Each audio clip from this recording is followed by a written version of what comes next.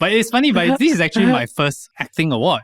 Oh, is it? Yeah, Versus and Star I've been Awards? acting. Star I've never Awards. won Star Awards. Oh, okay, popularity got lah. No, No, never. okay, never. okay. I've never Compared won to rubbing it in, any sia. award. Yeah. Oh, Continue. honestly, Can I you don't show know. it? You sort in the... Oh, no, not even No. popularity award. Not even. That is different. Not even. Because I think there's criteria where you must be in Singapore and all that also lah. Yeah, right? And the sign with criteria the is that you have to be popular lah. No, you have to sign the Mediacorp. Sign the Mediacorp. Terrence trying to save himself. I've been signed Milko for 10 years. Oh, okay, yeah. Terrence, just keep quiet. Then somebody is doing something wrong. Come on, get this man the award. Whoa. What's up, everybody? Welcome to another episode of Yala, But. your thrice weekly podcast where we talk about the hottest news with some very interesting people, always with a touch of whack, Terrence. Good old humor. Good old humor, man. And today we have a good old guest. Yeah. Who's been on here three times? This is the fourth time, maybe? Third think time. so. I think. Third time? Third time. But depend. In person, maybe three times. Like. Three times. Yeah. And we have none other than recently crowned Best Actor in Singapore and soon to be potentially Asia, Andie Chen. Yeah. What's up, Andy? Hi. Thank you. Yeah, Thank you you're very welcome, much. man. You're Thank you. welcome. I mean, before this, we asked you how should we introduce you, and you were the one who said what Best Actor in Singapore. Oh, I was the one that said that. JB and some say Right. Batam that's also. right. Yeah. You very specifically said that. Yeah. But you're in town. You're back in town. As far as everyone has been updated about his whereabouts. You've been living in Taiwan for what? 2 years now? Or I think actually coming 3 years. I think 3 years. yeah, It was 3 in the years. middle of In a while. COVID that you moved to Taiwan, and now you're back in Singapore for a couple of months for a shoot. For a couple of shoots, right? Work and everything. Yep. And you're at your tail end of the trip already. But Yep. you found time to drop by the Always studio. my favorite podcasters in Singapore. Of course. And also I'm a bit nervous now then because of your past few episodes, right? And like I feel like wow, for the first time I'm nervous to be a guest on your podcast. You know? Wow. Why? It's like wow, you guys But I have mean, you- leveled up. Previously, you were like, Because I'm like, I noobs, pity these two boys Got lah. time after Come on lunch. their show Okay lah. I just dropped by. Okay lah. Since they paying me, can lah. hard stop. Now I'm like, wow, this is the minister chair. I wanna, wow, feel it. Yeah. Actually, the last time I saw you was actually I met up with you when I went to Taiwan for Yes. holiday in July. I remember very specifically I had to bring you up to speed with what was going on in Parliament about ride out and everything. Yeah. That was the exciting time. Yeah, but now you are like, you've been in Singapore and you're super in touch with everything that's going on. And yeah, you've seen that we had. I'm always in Shanmugam on touch. and I'm everything. Singaporean, Yes, and yes, I also yes. spent a lot of time in Yeah. Singapore. Okay. Yeah. So this year, how many months of the year have you been? Oh, actually, 6 Oh, months. 6 I've already months, spent 6 months in Singapore this year. Wow. Yeah. Wow. And this time you were down for filming a TV show and a Yes. feature film. Yes, I can talk about the Sure. show. Of course. Yeah. sure. Okay. So I've just completed filming a MediaCorp a Channel 8 drama called 孺子可教, which is about PSLE, 3 families and their different attitudes with their PSLE offspring. Oh. Right. Yeah. And then the other one is called Good Goodbye by director Daniel, and it's about palliative care. Yeah, and I play a father whose daughter has cancer. Yeah, and they are dealing with the last stage of her life. Oh shit. Hmm. Then for the TV show, what's your role? I'm The tiger dad. I am the eagle dad. Eagle that. Eagle, which is like dad. a tiger dad or a helicopter dad, like very high demanding father who demands his child to be very academically great. Oh. And he sacrificed a lot of himself to make sure his son gets there. But whether that's the best thing to do, I guess that's up to discussion. Oh, I see. Excuse me. How close is that to you as an actual parent? Very far away. So far that it actually takes quite a lot of understanding and convincing myself a lot, because I don't believe no parent want to be a bad parent, right? I mean, most of them, like, they either don't care or if they care, they want to do their best, but sometimes they can be misguided. And I'm not saying that like helicopter dads or eagle dads are doing a less job than none, because they have their own experiences and their own mindset, and they think this is the best for their child. And who am I to judge? Like, I'm not the child, I'm not them. So I do think that there are some valid reasoning which I try to bring to my character when he's trying to bring up his child that way. Yeah. I see. So if your character's an eagle dad, Yeah. your real life dad, like what animal would would you be? Maybe like a earthworm or Earthworm dad. I'm like I probably like want them out of my nest as soon as possible. I want a friend. I don't want like kids. Oh. Yeah, I want to hang out with them and enjoy it. I see. And I hope to guide them to become that as soon as possible. Hopefully before they turn 10. No, maybe 13. 12, 13 is 12, 13, viable, right? I think, yeah. So I mean, related to that is, you've been living in Taiwan for a couple of years. I remember the last time we talked about how, especially during COVID, how mind-opening it was to see how, COVID was handled differently in Taiwan, and seeing your kids run to a playground and everything brought like joy to your face, right? Yeah, but they also locked down after that, you know that. Right? So now 2 years after that and everything, where are you feeling on that? Was it a good decision, bad decision to move to Taiwan and everything? The decision to move is a good one. Execution is complete rubbish. Why? Like, it was just horrible. Me and my wife, we're not great planners. And we're very instinctual and very like it feels right. Again, the decision was right. So we were right. Our gut feeling that we should move to Taiwan is the right decision. But the way we executed it was just horrible. It was all over the place. We rushed there, and then she went there, and then there was very little communication, and then we just rented the first house we could find that was near the school, and then it was just like, it took us, I would say at this point, I feel we are somewhat getting our footing, and we are more starting to feel like, we have a very more balanced life. Not a very balanced life, more balanced life. But for that, this past 3 years has been chaos. Yeah. But like, when you say so convincingly that the decision was right, I mean, you say the execution was not the best, then what about it makes you so sure that the decision was right? I think staying in another city for a prolonged period of time and trying to carve a career there and bring up a family there has given me a perspective shift, right? Like, I only used to look at things from, I was born and bred and I stayed almost all my life in Singapore. I worked in Malaysia for about 18 months before, but other than that, the way I look at things is, I feel now that I look back, is somewhat one-dimensional. So now that I'm living in another city and I see the way they live and their coverage of news and events, and I talk to people, I realize that like, there's just I see things from another perspective. And then the question pops out there, like, what about someone from another city? What if I live in another city for 3 years, 5 years?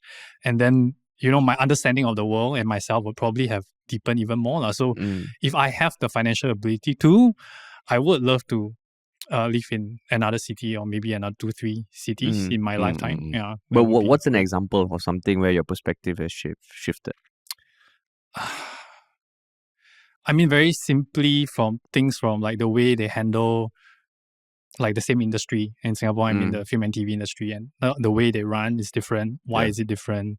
Geopolitical reasons, which I will not go into, but it's a completely different perspective. I think one big thing is also how, I think one very striking example, to give something specific, is that how comfortable we are here in Singapore, and how everyone's so nice here. Nice, not as in like hey,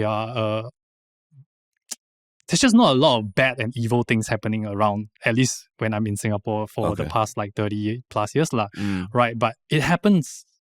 So bad and evil things are happening around us. I mean, in the other parts of the world, and it's visible. And I realized that how protected we are, For example, just the other day, I was playing basketball with my brother in a random neighborhood, right? And then there's like 2 neighborhood kids that came out and we were playing basketball. I think like if I were doing this in another not so good neighborhood overseas, right? Like the kids I'm communicating to will probably not be like that. Okay, sorry, let me give you more context to that. So we were playing basketball, and then there was I don't know what's the right term for it. Mentally challenged. Okay. Okay, there's a mentally challenged boy that came. Not boy, he's an adult. They wanted to play with us, right? Yeah. So we were playing with him, and then the 2 other neighborhood kids came and they wanted to join us, and we just told them like, let's watch ourselves around this guy. Let's not hurt him, let have fun and not hurt him.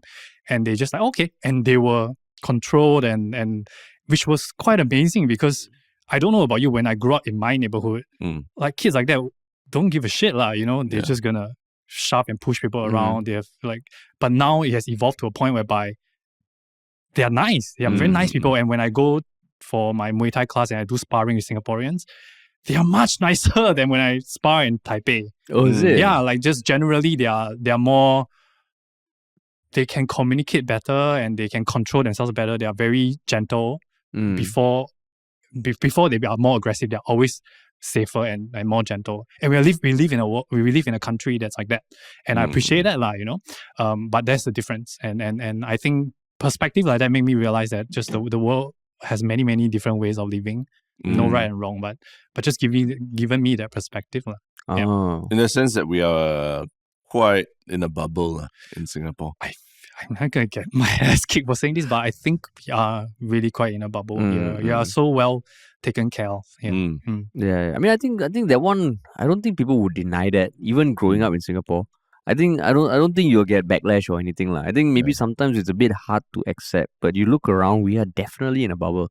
But then wouldn't you say that when you grow up, when you're in Taipei, you're in a different kind of bubble? We are definitely in a bubble, but now the difference is you're aware that you're in a bubble, all right? Because and I know that there are like a lot of bubbles in the world, and like you can, I guess there's another dimension, right? You move yourself up and you take a look. I don't think of myself in a bubble in Singapore in the past, right? I just think of myself like this is life, But now I know that I can look at Singapore, and then I know that I'm in Taipei, and then like what's life like in Switzerland and like in Malaysia right now, and I think I just have a better perspective, like more empathy and also better understanding. I experienced it myself when I went to Taipei. I wore the Singapore man uniform when I went traveling around in the summer in Taipei. Shorts, slippers, and all that. I went to walk in the countryside and once I came back, I regretted it like hell because of the 黑蚊子 they call it. What do they call it in English? It's like, it's just black mozzies but they look like fruit flies. They're actually mosquitoes. And they're all over the countryside in the mossy areas, like where there's water and everything.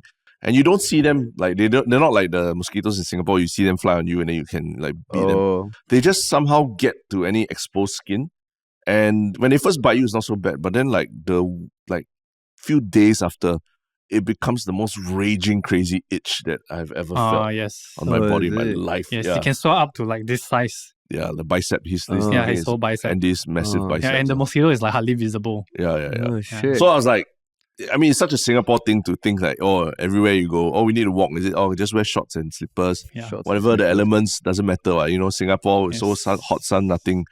End up, like it's the wildlife that really got to me when I went to Taipei. And then I realized that it's because in Singapore we really don't have all these things. We have basic mosquitoes, yes, but you can do some basic. Spray So this, now we are spray that, basic. We're basic. Yeah. So I was like, wow, shit. Even Taipei. They have earthquakes and like hurricanes, and they have and it's real. And I have jets from unknown origin flying past. It is a real situation, right? And things like that I don't even think about in Singapore. We don't have 4 seasons. We don't need to change. It's always the same cycle. We feel so safe, so secure all the time. So do you think that like kind of like blunts people, like in many ways? We are not much of a survivalist, to be honest. Okay, I cannot generalize. I am not much of a survivalist, in comparison, because we are just not brought up in an environment like that. We are just, in a good way, we can develop a lot of other things, right? Because maybe we are deeper thinkers. I don't know. Like you can work on yourself because everything's stable. You can work on your career, whatever. You don't have to deal with a lot of volatility. But it also means that when something happens outside and you're not in Singapore, you're not equipped to handle it at all. And that is apparent.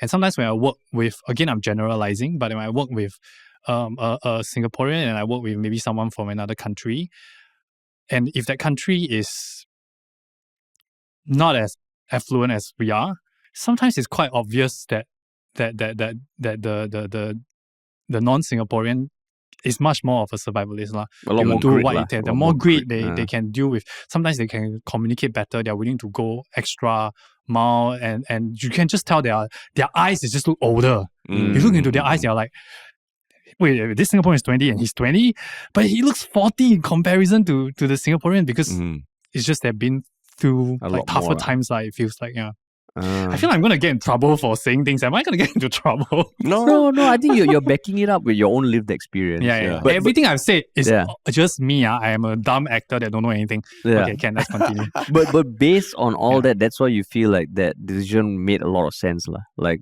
going back to like the importance of living abroad, spending time abroad in different countries and all.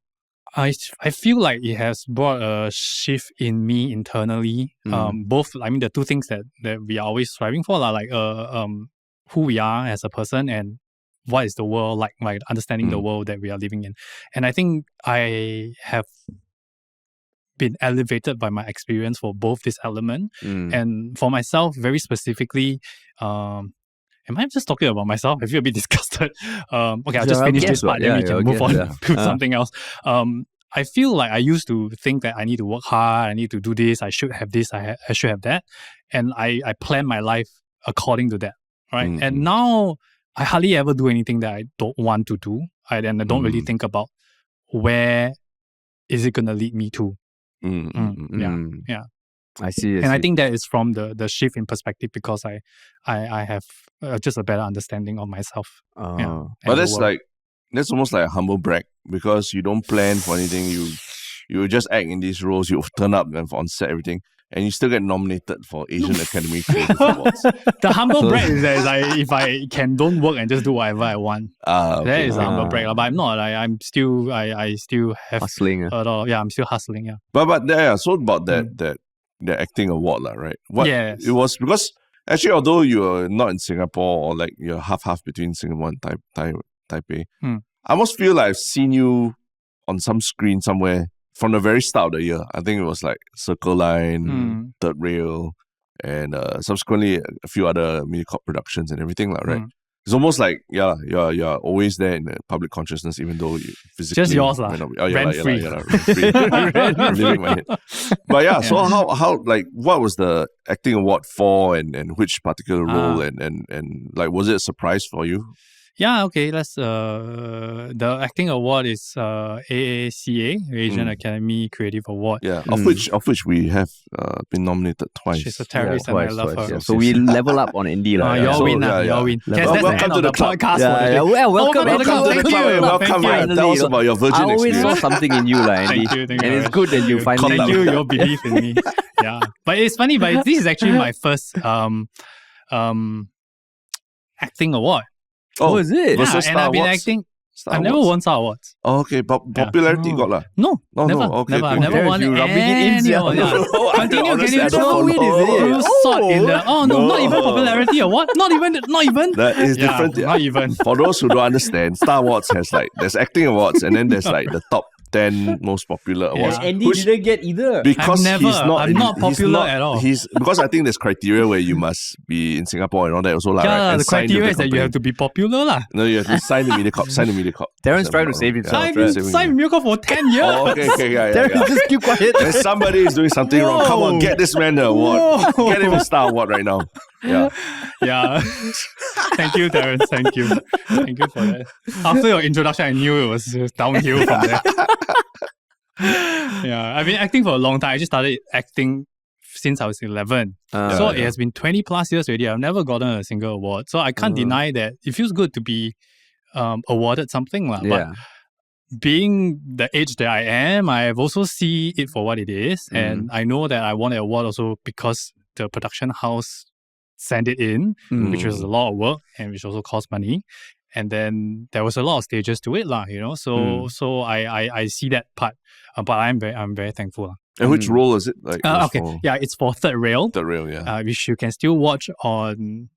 It's on YouTube also, right? It's on. I don't know whether you're supposed to publicize that, but it's on Me Watch. Oh, I thought it was on the official media. Oh no, I think it's also on that YouTube. Okay, so Me Watch. And it's also on, if I'm not wrong, Amazon, right? Okay. I think so. Yeah. So for Third Rail, which is a pretty good series. Please watch it. Yeah. I see. And this is You won it for the Singapore category. Correct. And when will the results for the Asia White thing come out? Yeah, that's why I feel like as podcasters, we should always do our research before we talk to our guests because the award was last week. That's so Terence, you knew it. I Wait a minute, like both of you I was today. just waiting for you. I was just waiting for you to catch up, Harish. No, because we literally And also, talked I about lost, by the way. I didn't Yeah. win the Oh, regional one. okay. In a way, I lost. this. No, we literally. Thank you, Harish and I literally Welcome, talked yeah. about this yesterday. Oh, really? Where we were like, we were just talking about when the finals were, the Mm. AACAs, because I think back when we were nominated during COVID and all, it was a bit more fluid, we didn't know exactly when certain things were and all. Actually, I was. you didn't know? Like, yeah, No, but you went last first. minute. You had big photos at the party and everything, right? Yeah, I mean, I made an effort to like.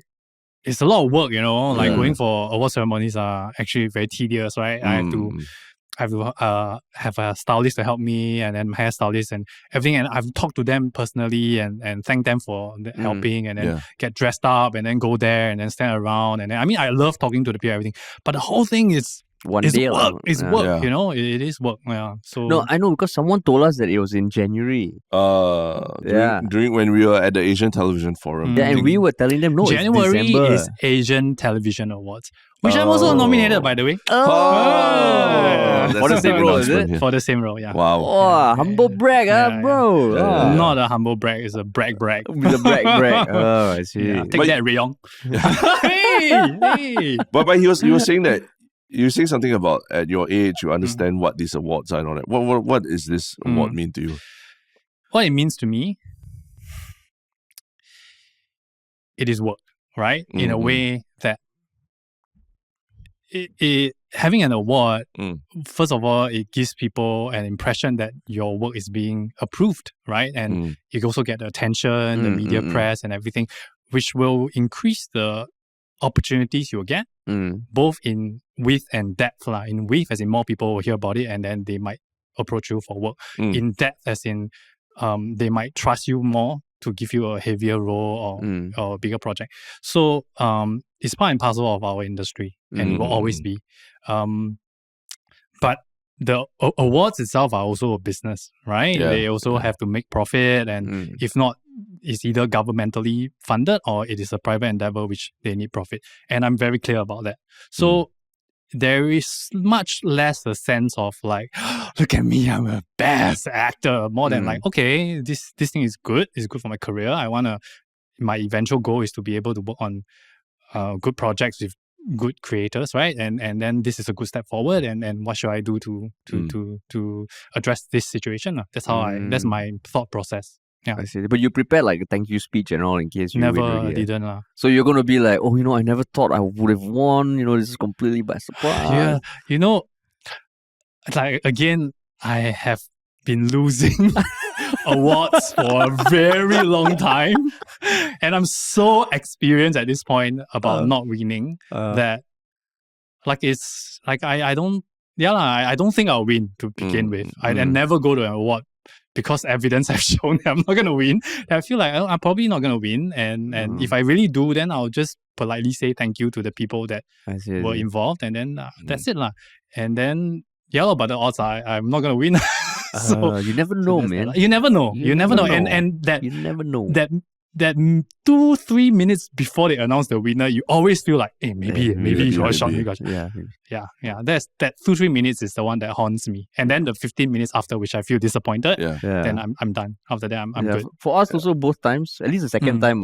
How was it? How was it all like? times. Yeah. Star Wars also. Remember we were nominated for Star nominated for Wars. Star Wars also. Yeah, at one point also. Yeah, You guys went. So we also have a history of losing. Star Wars. Oh, Yeah. Winning because you're nominated, and nominations are wins. Oh, that's true. But the funny thing is, even at the Star Wars, you kind of know that we don't stand a chance just from where we're seated already. They put us almost like there's this is like there's obviously all the audience, right? Then all the stars are there. Then there's like obviously a crane, right? Camera crane, big camera crane with camera on it. And Harish and I were seated like right behind the crane, almost like crane operators. Cannot even see the stage kind. So the crane can go like fucking can take 350 degrees, but it just ended right above. You guys are the last 10 degrees that blind spot, right? The blind spot. We are. Why like that? The crane is not there to be on you, Harish. That's why. That's how we knew. Okay, back up whatever script we prepared already. I was thinking, okay, like I'm like the minority of minorities here. Get me on screen to show inclusivity. Nothing. In fact, I think I tried to like find myself in the camera, but cannot. It just was everything else, and we were right under. You even wore a cheongsam that day, I remember, just to look more Chinese. Was there a cheongsam? Something is for a female male cheongsam. Male cheongsam. Star Awards is a somewhat inside ceremony, and you guys are like outsiders. Terrence also still can be seen as inside. No. Cannot. Visually. Very hard. Oh wow, pulling that card down. It's all about race. But how was but yeah, just going back to that AACAs, like how was that?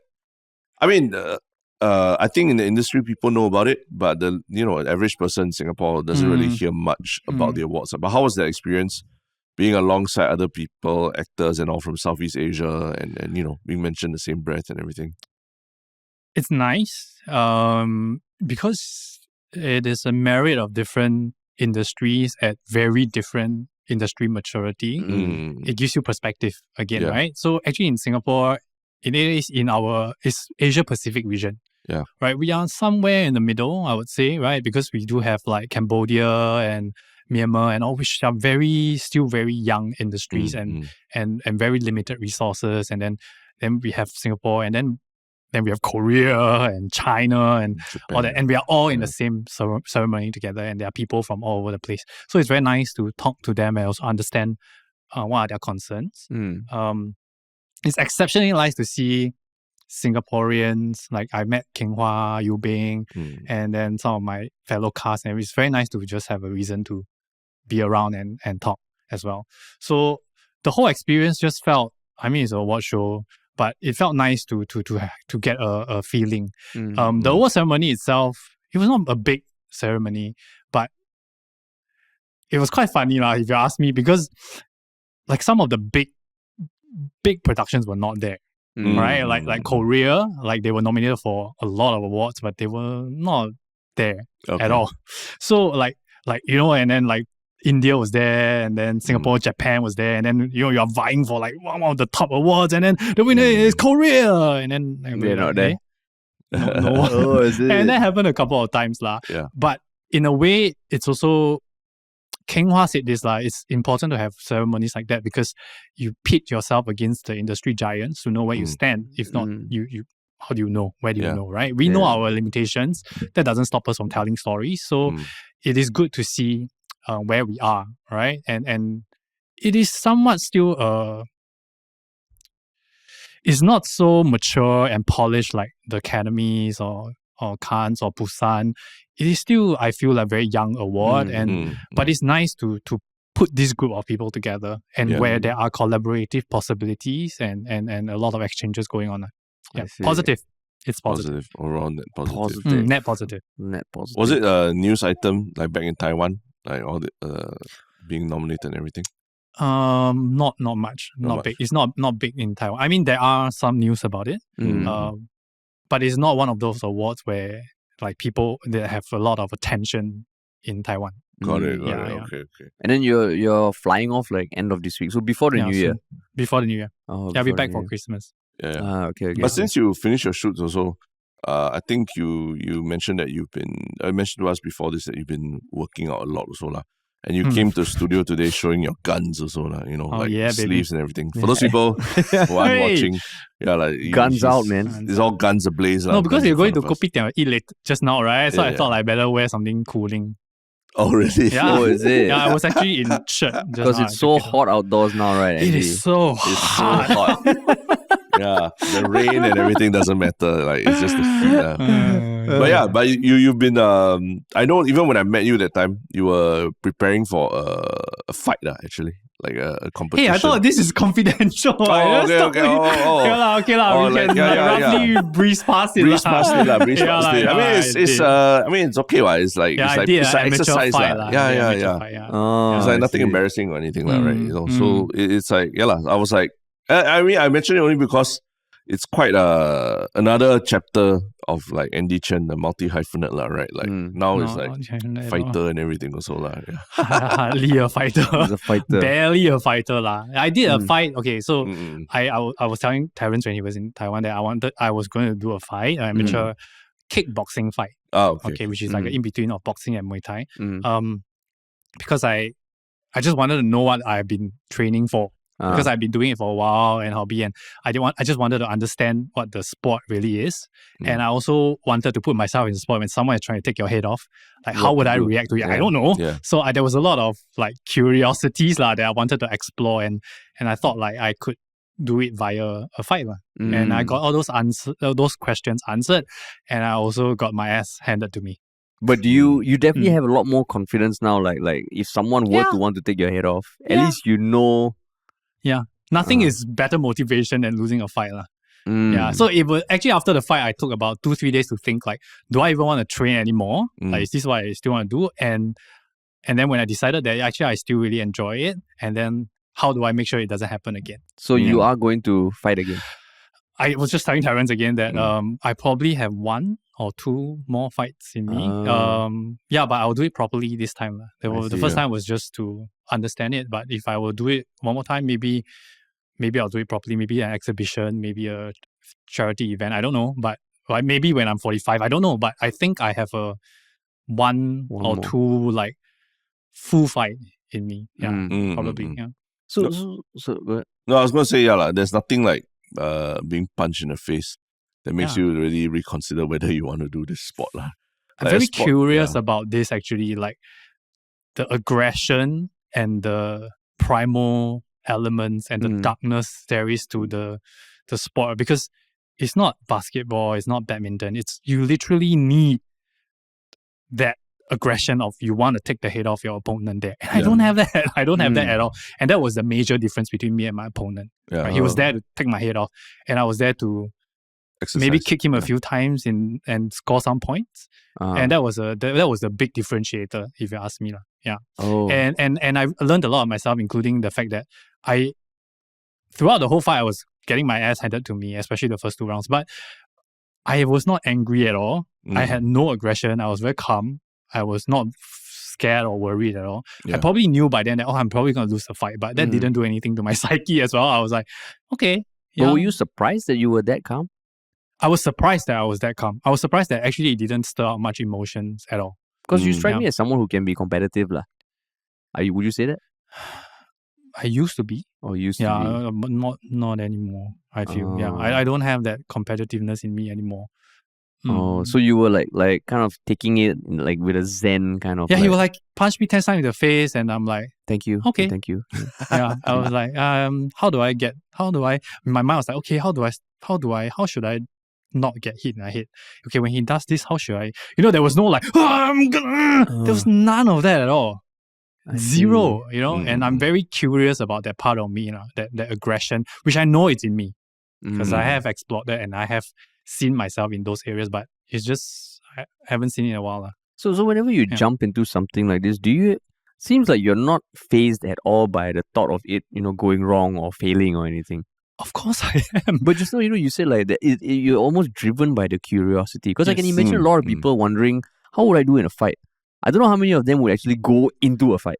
They would just wonder. Yeah, but I didn't go to the bar and like kick that like 7 foot tall angmoh in the face and see what happens, right? That's like, so I like measured. I look at this thing. I actually went down once to watch them fight, and I see, okay, this is the standard here. They're wearing full protective gear. Okay, I know my weakness, my ankle. Okay, how do I protect that? Do I think I can sustain it? Probably 80% I can. Then okay, I do all these small things that I feel okay. Then after I'm prepared and all this, okay, everything else like maybe 20% I have no control over. Then I go in and explore that 20%. That's how I see it. Yeah. Well, there's really like nothing like martial arts where you're like basketball, there's a part where you are offensive and then there's a part where you defend, or even football for that matter. When you okay, now you attack, now you defend. Fighting or any martial arts or boxing or whatever, it's basically your attack is pretty much the only way that you can really defend yourself. Like you almost have to if you're not attacking, more likely than not, you're getting punched in the face at the same time. I think a lot of martial artists will be very upset with what you said, but I think it is a valid point, because if you only have dodging and blocking, you will never stop your opponent. They must have the fear that you have the ability to hurt them when they are trying to hurt you. That is the best defense. I assume that's what you're saying. Then that's accurate.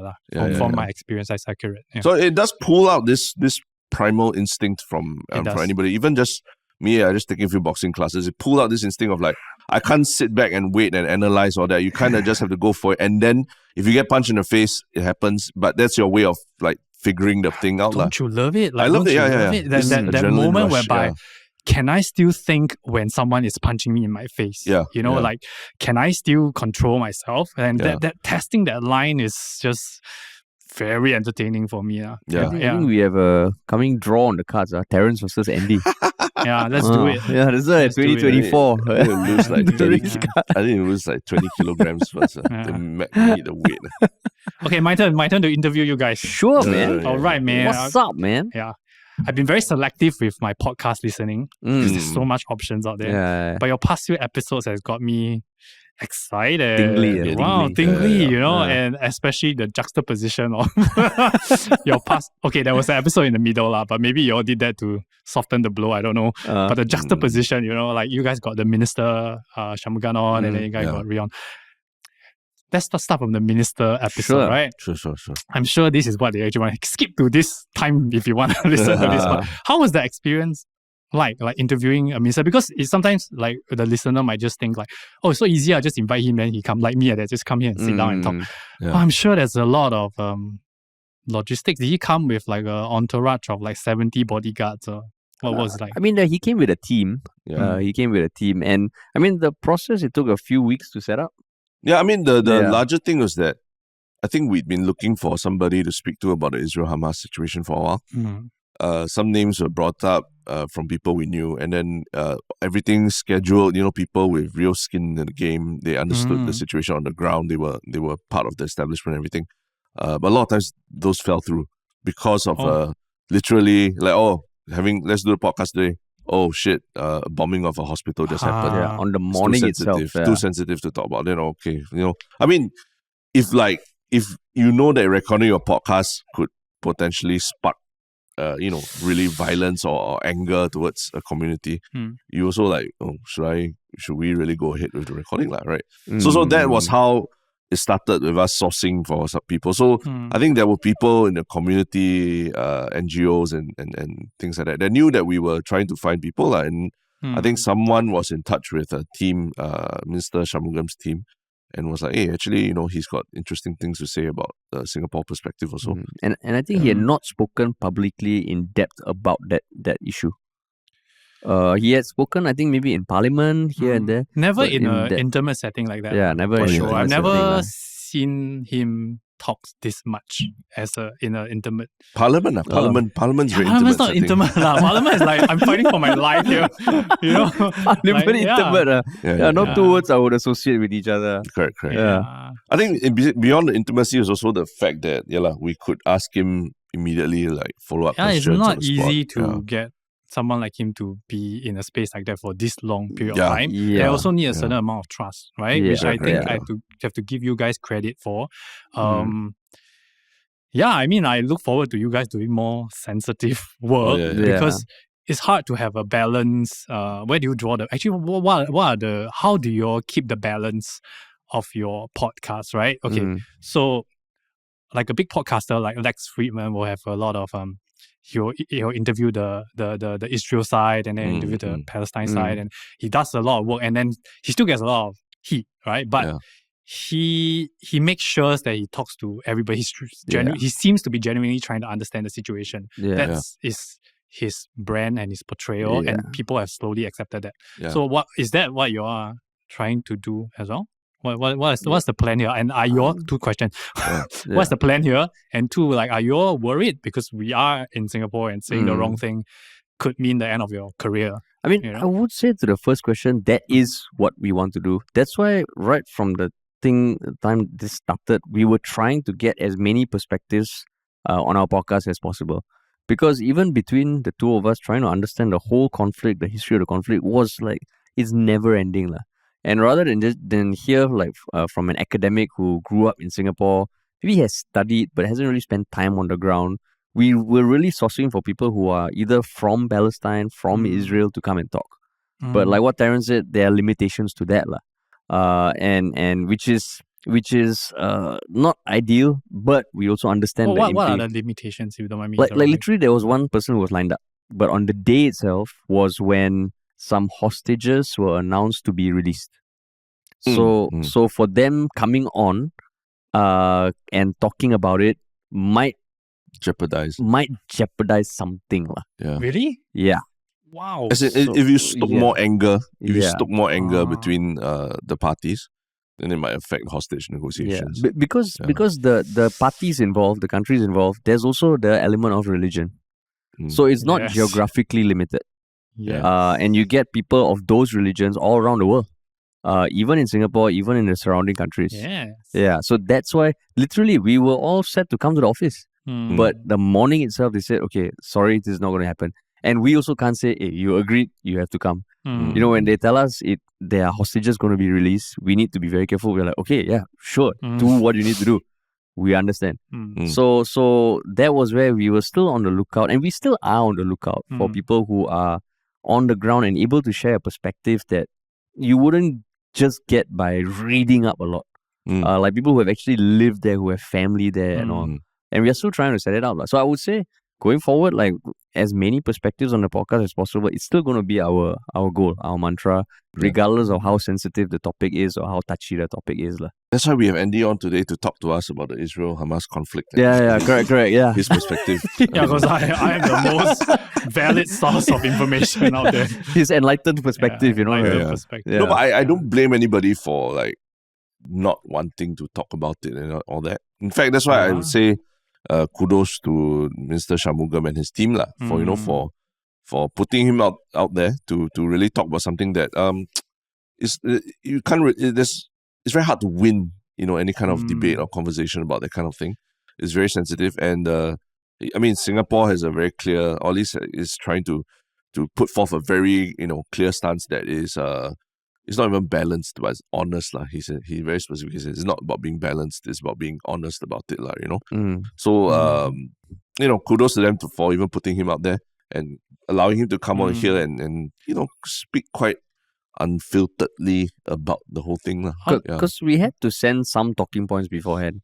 But I can say... I'm sure, because that was also what I was going to ask, right? Yeah, because usually for politicians, you must, you cannot ask outside of whatever is the given questions. But that is basically like almost 100% against the mantra of a podcast, right? You don't want people to come in scripted. Yeah. So how do you all manage that? So I mean, we did send guiding points, but then we also told them that like the nature of our podcast and the trust that we have built up with our audience, that everything is as honest and as authentic as possible. So again, I can say it's quite a few of the questions we asked Minister Shanmugam were not part of that initial talking point thing. Because we did tell them ahead of time, okay, we know certain things where this might not be the best place to talk about, but we will also go where the conversation goes. You all have a list of things that cannot talk about these things.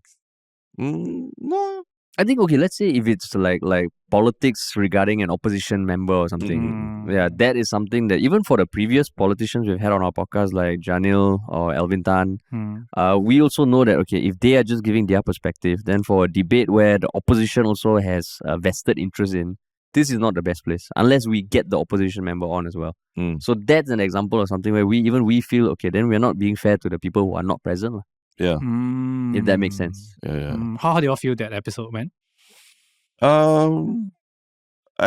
love that face. Okay. Continue, please. Yeah. No, I like I said, I think it's the topic is difficult. And anyone who puts himself in the line of fire to talk about this, you should at least like props to them, I mean, and I think Mr. Shanmugam came very prepared with his talking points and all. So really? Yeah, he came very prepared. I mean, as any good lawyer would be, right? And I think if anything, if we had more time to really delve deeper, ask more follow-up questions, would have been fantastic. But we also knew that we were working he's a very busy person also. We're working with quite a limited time. Yeah, because that was filmed on a weekend also. It was so a weekend, even then we yeah. had a hard stop. Yeah. We had I'm a sure hard you stop. have a hard stop. Yeah. It's an important man. Yeah. So, Yeah. so I mean, like the reason why I made that face earlier is What that face do you make? What face? Can you repeat that face? Yeah, that face. His face. Yeah. Yeah. The Darren's probably familiar Like with all my there faces. is something like you would do better. I mean, in the face. sense that, like what we always try to do at every podcast, I think we try to let it go on for as long as it needs to cover certain things, and then we close it off. Of course, we don't go to the length that our first ever podcast with Fakafaz was, which was 3.5 hours, where we took a toilet break in the middle. Because that one was like, okay, let's just see how far we can go. But with any guest, we try and like, it almost comes to a natural stop. Yeah. So for that conversation, it felt like, there was still so many things to talk about, but we couldn't. And understandably so. The other thing was that I think getting guests on, and it's something for us to learn also, the higher profile guests we get on, where they almost have a very public persona, how to navigate that and get like the real side of them fast. And also understanding it as a politician, like how to really cut through all that and get to the person, whether it's possible or not. So that's why after that we were talking about it for days. Like, okay, what could we have done better? How can we make sure that in future when we get higher and higher profile guests, we do due justice. Yeah. Why do you all think the minister accepted the invitation to come to your show? I think like what he said, he hasn't actually spoken like in depth about this particular topic and how and I think there has been increased anti-Singapore rhetoric in recent weeks because of our stance on it. So it's something that more people need to know about and need to know about in a very nuanced way. So it's not like a poster or anything that you can just put out there. And I give it to him that he is very well versed in his history. Like, you talk to him, he's very, very smart. Yeah, you can really get a sense this is a guy who doesn't think in decades. He thinks in centuries. Like, wow. This is like, not just about spouting historical facts, but understanding how people will view certain things 100 years from now, 200 years from now. And then based on that, like, okay, let's think about what the right thing to do now in this time and age is. Like, even though, social media pressure, protests going on, everything, but what 100 years from now, when we look back at the ledger, like, what happens, what will people say about us? And that's the sense I get from not just about Israel Hamas, but a lot of other things he said on the podcast. He thinks very, very long term. Yes. So in that sense, I was like, oh wow, he brings a perspective that social media is all about, you see the clip of the child in the hospital and you get angry and everything. But this guy is really thinking about it like, very humanity. high level. Very, very high at level. the humanity level, civilization level, what will you say about this? And then I think also there's the anti-Singapore rhetoric abroad, but in Singapore also, because religion is at play, there is the chance for things to get even more heated. And I think we, on a few episodes prior to that, one of our topics was his response to an op-ed that was done by Bilahari, which was kind of like, I think he disagreed with the approach, which was taking a very one-sided approach and almost talking about how Israel has the right to, I mean, it's less about the right to defend itself, but the proportionality of the attack and all that. And then there was another op-ed that was countering that, and Shanmugam posted on his Facebook his thoughts about it, which felt odd at the time. Both the articles. Yeah, and how he did not agree with Bilahari's approach. Oh, I see. Which itself was like, when we were talking about it, we were like, oh, it's interesting that he's taking such a public stance on it. Because it doesn't affect policy or anything, right? Yeah, but that seems to be the trend now, right? Yeah. Like local politicians starting to voice their opinions on global events. Yeah, so when he did that, like, I mean, I don't know how often he does that for stuff that is ultimately an op-ed, right? It's someone's opinion put down. So when we saw that, we're like, oh, okay, he's taking a more active stance. And I think at that point, we had not confirmed him yet, right? No. Yeah, so when it came after that, then we realized, okay, it is also like just making Singaporeans understand that this can be a heated thing and to be careful and to not take things for granted. So that's why, like, I mean, yeah, he came on and yeah, to his credit, yeah, he took our questions, and it's still like, even though it was probably the podcast where we laughed the least out of any podcast we've ever done. I mean, you can't go Israel Hamas and then laughed ha, right? I mean, the second half, Okay, second half, yeah. And even though like it still felt like what you said, like it's a conversation with him that I don't think you see often. So for us, it's still like, okay, like it's a step in the right direction. I mean, like what you said earlier about Singaporeans living in a bubble, right? It's true. Like a lot of this news also, we consume whatever is the most convenient thing that we see, but the nuances of everything are not as well explained. And I think those op-eds were actually, it was very good to read both those op-eds, but they were behind paywalls. Yeah. Straits Times paywalls. Fucking stupid. So it's like such an important thing. Yeah, they're so important for the public to read, and they're well written and everything. Both sides, like, like you could disagree with them, but the idea is you need to engage with them and read them. But they put them behind paywalls, and like then if the public can't get educated on this thing, how will they get educated about it? Like, Yeah. So for us also was the sense of like, okay lah, let's talk to one of the guys who has a very strong feelings about this. Senior government official, sort of calling out an op-ed written by a senior ambassador. Like it's quite a big deal, right? Yeah, I mean, I was very appreciative of the episode, to be honest. I'm interested in politics, but I never studied and I've never like looked really carefully or listened to all the minister talking and everything. But like I was very appreciative of the fact that it's like the first time I feel like I listened to a senior minister in such a setting and then expressing himself in this way. I mean, he is prepared, but there are also a lot of hints and clues about who he is as a person, how he thinks and everything. And I feel like at the end of the day, in a way, I feel safe that like, wow, my leader is someone that is so far-sighted and also has such a high level of thinking and he seems very level-headed, even though that is not his reputation. But and all that are very I appreciated an episode, and I don't think people realize how hard it is actually to get someone as senior to sit down and talk in such an intimate thing.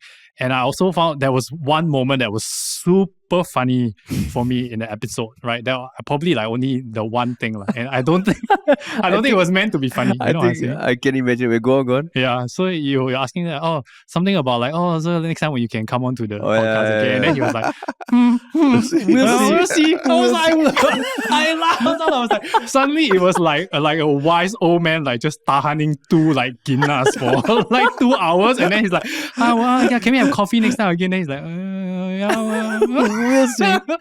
I like that. Yeah. In the sense that it showed that we're not pally with everyone we interview. Like how you like we just had, before this we had lunch. I asked you about your kids and all that. This is like we're like friends already, but not everyone who comes on podcast will agree with everything they say or just not ask tough questions. So I mean that was a very clear example that he also had his objectives on coming on, and he wanted to say his piece, and he said his piece. And does he want to continue hanging out with us? Maybe not. But the important thing is that he came and said what he needed to say. And I was very happy, like same thing, very happy that he said that, because before that, when we were watching the other podcast that he has appeared on, right? I don't know, man. Like, there's too much fawning over him. Like, hey, mom, I'm with the minister and like all that. Then I'm like, okay, like, yes, they are very accomplished and all that. But that is also part of the problem, right? That there's such a gap between the regular citizen and the minister when they are human. They are people. Perceived gap. But it's also the branding of the podcast, right? Because different podcasts, they are not talking about the same things, right? It could be just, I don't know. Sometimes they talk about serious stuff. Okay. Yeah. I don't know. I have not listened to that episode. In fact, if he said, guys, you know what? I should come every month. Then I'll be like, oh man. Then he like. Oh, you will say no, huh? No, wouldn't say no, but then it would feel like, find balance, it means we didn't push hard enough. And I also kind of like it. I mean, it showed me that he is not someone that is gonna say like, sure, like, it was a pleasure. Like, he's just, I don't know where it comes from, but the honesty, it's there, like, I don't know maybe where it comes from, but he's very honest, and I thought it was funny, but it was good. Like, it gave me a more trust for everything else that he was saying during the episode. And I think that I literally said that, like, politicians, sometimes if your politics is very exciting, sex scandal, all these things. Is that necessarily something you want, Yeah. Or do you want your politicians to be boring, just get the shit done and then go home, right? That means shit is getting done. And if a politician is almost too likable and too much like a celebrity, is that a good thing also? Yeah. Like Which is the everybody trend now again. But yes, you're which right. is like, no, these people need to be taking hard decisions, Like, yes, but they also need to, there's also a part of it that the politicians need to let us know who they are as a human being, right? And not like 10-minute meet the president sessions and like news articles. And I don't know who you are. I just don't know who you are. How but can why I does it trust matter you? who they are? Because he's my leader, he's my voice, he's my representative. He's the person that's leading. And when he did, I don't, and then in an important time, I will not question because I would trust him to make the right decision, good or bad. I back him, right? Because I can't be there like, hey, why like that? Why like that? I can't do that. So if he's going to be my leader, I want to look him in the eye. I mean, I can't look him in the eye. And the next closest thing is listen to him, have a conversation with people I trust, which is the two of you.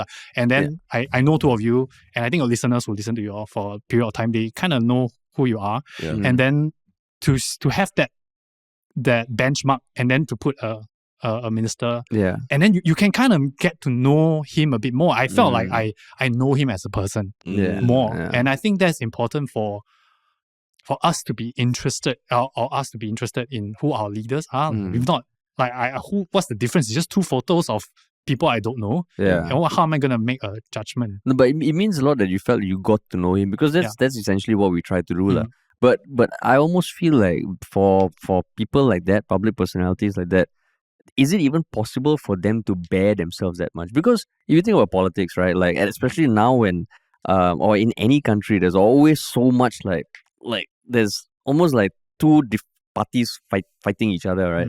And they're almost ready to pounce on any vulnerability that the opposition shows or the incumbent shows. Yes. So that's where I can imagine why they can't bear their soul. But then, even though I wish they can bear more of their soul, is it even possible? Because if they kind of expose some vulnerability, they know people are going to pounce on it. I don't know if I fully agree with that. I feel like we are in a point in our evolution that there's just so much information out there, right? And we can't trust anything anymore. Yeah. It's like we have gone full circle and back to like, it used to be like, don't trust the person, trust the facts, the data, and then, do this, that, and then the algorithm, trust all that, don't trust the person. And then now you come to one full round and the only thing you can trust is the person. Yeah. And the person has to build this trust through years of doing the right thing and constantly being accountable and again. And this person could be trustworthy for 10 years and then does something and then is not trustworthy anymore. Yeah. But is he trustworthy now, right? And I think that I realized that I can't, I can listen to, I can't be reading all the studies for nutritionists or the scientists. I don't have the capability on bandwidth to do that. So I need to trust someone to do it for me, right? And that expert has to constantly prove that he's trustworthy, right? And then I think that is why it's important for our politicians to constantly communicate in a very intimate and long form setting where it's easy to hide yourself into, you trust me, I'm an actor, right? So easy, like you do an article, there's so many, I mean, I've known so many actors that their branding is one thing and their real person is just completely different, you know? Yeah. And it's easy to do that, right? But with intimate settings like that, where you really talk and you ask questions and there's somewhat of spontaneity inside, it's important. I mean, I would love to see more, and you guys are, it seems that you guys are getting more and more guests. And I'm not just talking about politicians. It could be anyone that has an influence and impact to the way we live our lives. I mean that's why like people like Yong, Shanti, Pereira. Yes, thank you for that. Thank you for that segue. I was actually about to go into that juxtaposition. Did you all plan that juxtaposition? No. Because Yong was in town for something like Stand Chart Marathon. I thought it was a flex, No. Because you know what I mean, like Rayon is very unfiltered, right? And don't know whether it's not fair to use this word, but he's very unfiltered, right? And he speaks his view, which is rare, you know. And to have him right after our senior minister, it's a flex that look at how balanced our podcast is, you know. And it's not easy because it is not easy to strike that balance. It's just one. You guys I always listen and realize you guys are working on a tightrope.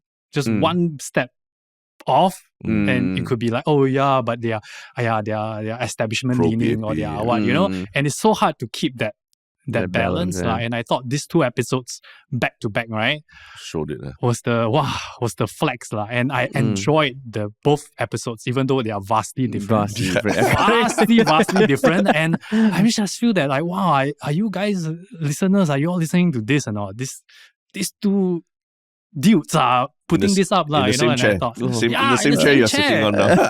I am in this chair. Oh my god, I feel so honored. And I really enjoy. I mean, Rayong's episode was fantastic.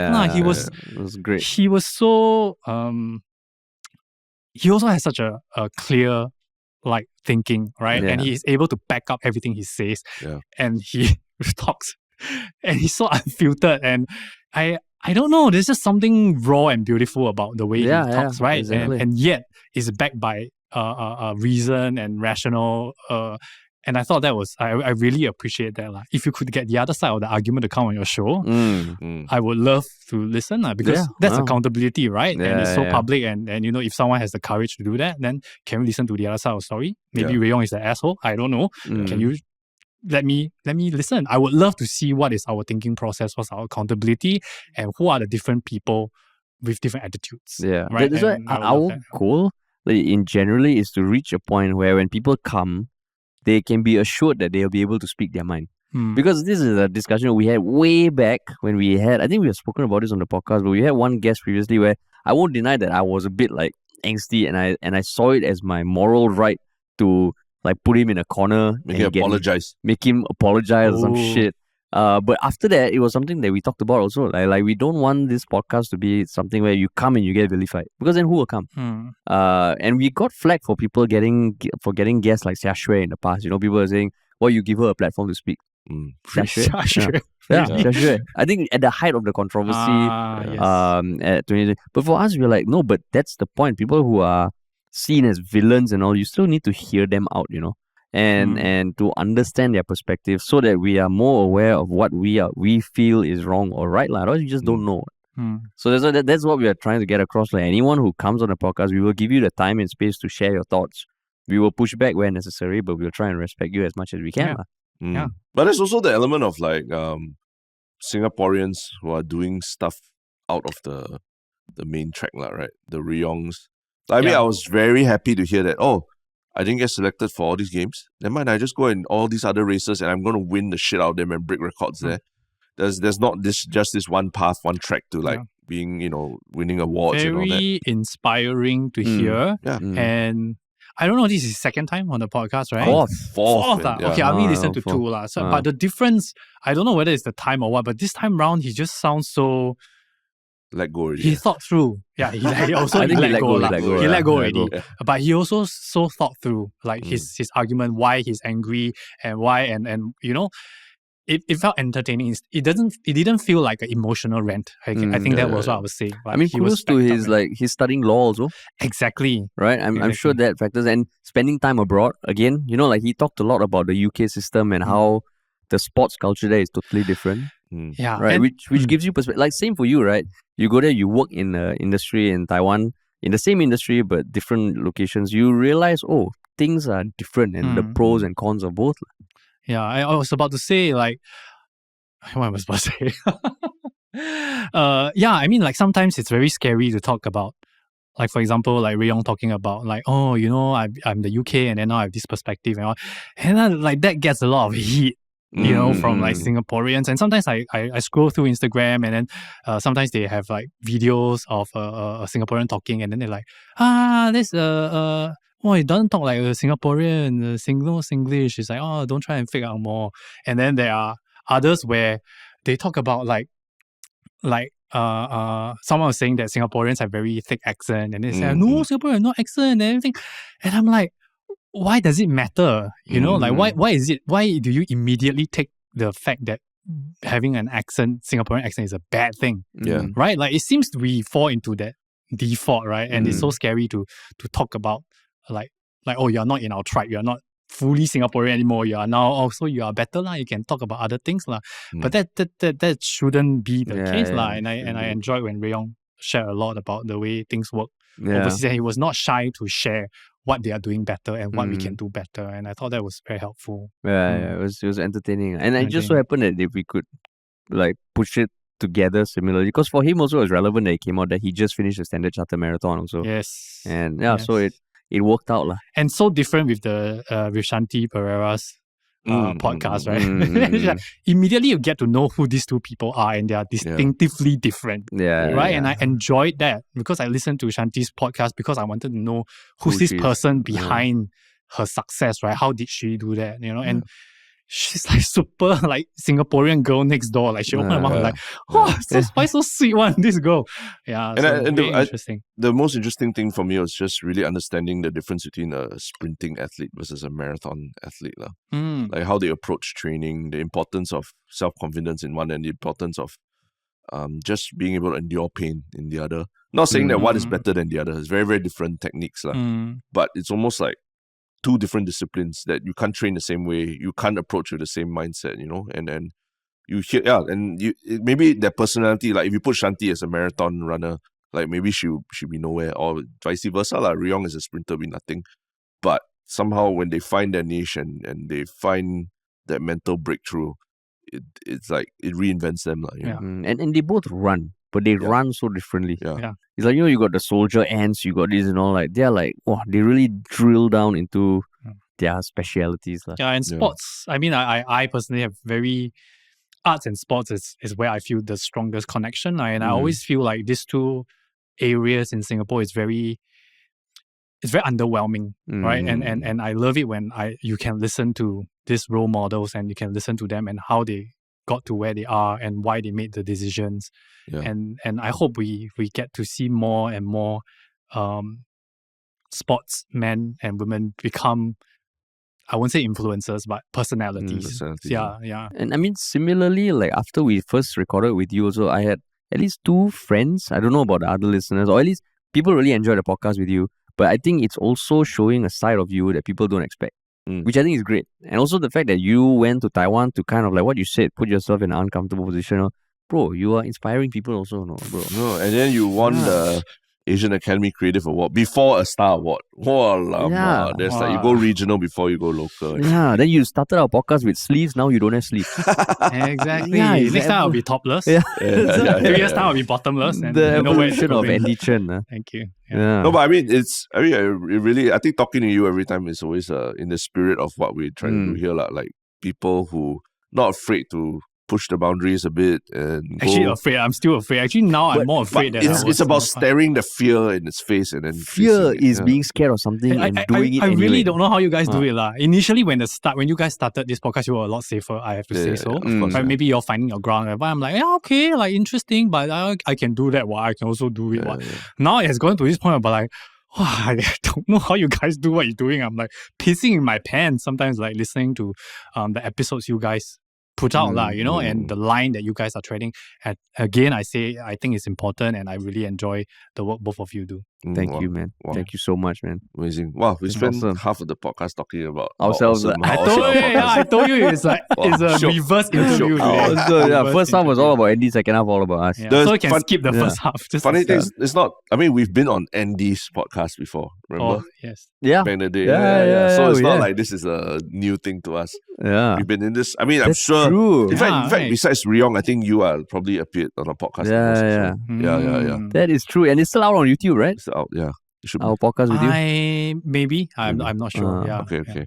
Cool, man. But we always, the segment, the drill. We always have this segment, the one Shiok Thing. One Shiok Thing. Talk about. I mean, you've been in Singapore last 3.5 months. Maybe you want to share something interesting. We can go first. Easy for you. Yeah. Go ahead. My one Shiok Thing is this book that I started reading recently. It's called How to Know a Person.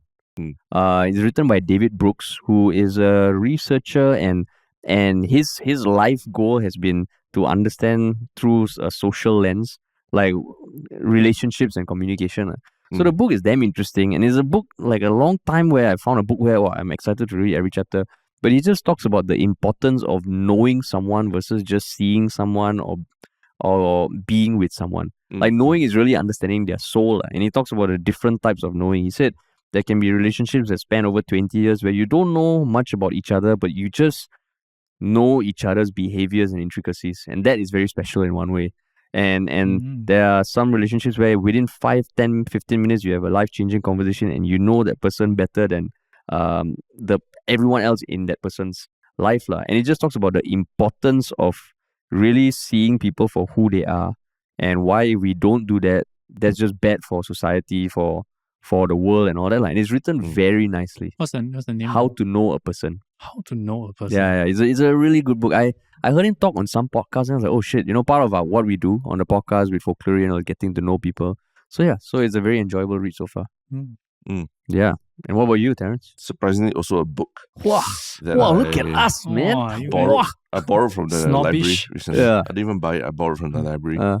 It's The Genetic Lottery, Why DNA Matters for Social Equality. So I love the book because it's written by someone who went to our university, UPenn. But it's about I think a scientist who basically is trying to talk about how inequality today, if you say that inequality can be traced to your genes or genetic factors, the first thing people say is that you're racist or you're a bigot or something, right? Like if you are Chinese and that's why you're more successful in life because blah blah. So you'll be labeled a racist lah. And I think this book, I'm still halfway through it, but it's about trying to get rid of that like what you're saying about that feeling of like being offensive to people, and really trying to drill down and understand why we need to very openly talk about how your genes will have an effect on your education, which will have an effect on your career later in life, and how that leads to inequalities in society lah. And if we don't acknowledge that the genes have some kind of effect on things, if we are always like, oh, this racist, cannot say that, cannot say this, say that, then we are actually doing ourselves a disservice by not acknowledging that there are genetic factors to certain advantages that you can bring. And I assume she has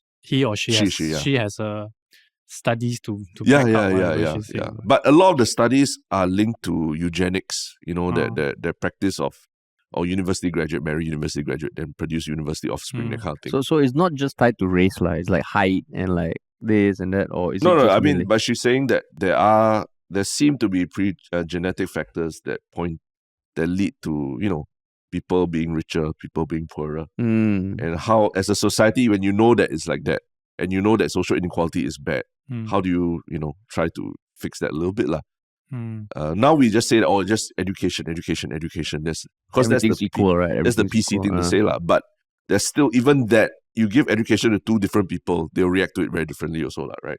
And if we don't acknowledge that difference, if we always everything just say it's racist, it's all this, then it's not a good thing lah for our discussions. But it's interesting because this is a very touchy topic. A bit controversial. Our university, the university we went to now, is in the news because of the, like the Israel-Hamas thing.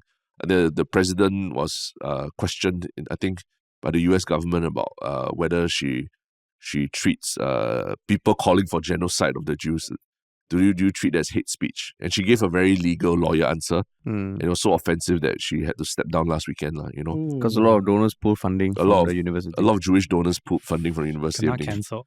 Yeah. So it's our university is now like its cultural battleground, and like I'm glad that there's still like academics there who are writing things like that lah. So I'm reading it as in a way to support it also lah. Yeah. All right, Andy, over to you. Two very, introspective kind of thing. I'm also introspective. My one Shiok Thing is a TV series on Disney Plus. Yes. Okay, so I recently watched The Bear on Disney Plus. Both of you watched it? I've heard of it. I've heard good things. Yeah. It's a filmmaker's wet dream. Oh, is it? Yeah, you should watch it. And I think it was very attractive to me because it felt like it could have been done without a very big budget. But yet it was excellent. Top notch. Really? Yeah. And a specific episode is season 2, ep 6. Yeah. It was a very, very fantastic episode with an ensemble cast, a lot of guests. And then it was just spent through a Christmas dinner. Yeah, so Christmas viewing. Yeah, if you only have time for one episode, go to season 2, ep 6, The Bear on Disney Plus. Yeah, so you finished the whole season already? I finished. I loved it. It was just very different. It just broke a lot of rules. I mean, you have to watch it. The pacing, the music, the food, the performance. They just didn't really care like what was acceptable, what was the usual way of doing things, and they just did it like in a very, very personal way. I felt, yet in a very fast-paced and entertaining concept. I can't do it justice lah. If you have time, just go and take a watch. I think it's one of the best series of the year, if not the decade. Oh, serious? Yeah, I feel personally. Cool. Yeah. Okay, we'll link to the trailer in the show notes. Yeah. So how do people, what should people look out for you for the next 1-2 months to? Next, I think my TV series I was talking about just now is called 孺子可教, Born to Shine. It's up, I think, March or April next year. Okay. And the feature film Good Goodbye, it also should be around release around March or April next year. Okay. Yep. Awesome. All right. Cool. Awesome. Thanks for coming again. Thanks so much, Andy. Thanks for having me. Always good to have you. I mean, this guest chair. I don't know how long I can hold on to this. I have the right to come onto your show. Always, man. Always will have the When right. the Star Wars, when you win Star Wars. That means never. All right, but thanks so much, everyone. Thanks for listening. Thank you, Andy. And we'll talk to y'all soon.